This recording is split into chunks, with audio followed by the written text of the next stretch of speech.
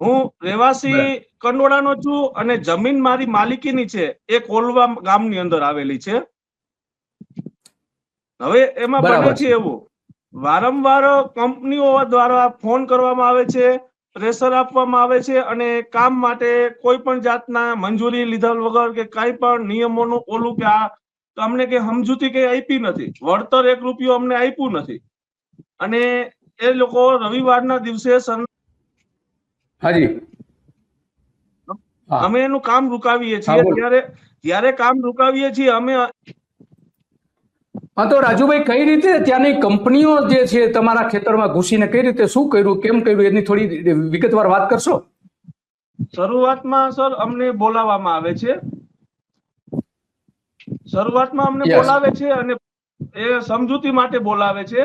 એટલે સમજૂતી થતી નથી અને પછી છેવટે અમને એ લોકો પોલીસ દ્વારા ધરારથી કામ કરાવવા માટેની મજબૂર બને છે કે તમે આમાં લોકઅપમાં નાખી દેશું, આમ કરશું, ઓલું કરશું. એટલે એક દિવસ મારા ભાભી જે ઓલો વિડીયો હું આગળ મોકલું છું એ વિડીયો મારા ભાભી એ કામ રૂકાવે છે. હા, તો એ વિડીયો જોઈએ કે જે ત્યાં પોતાના ખેતરમાં ગેરકાયદેસર રીતે પોલ નાખવામાં આવી રહ્યો છે.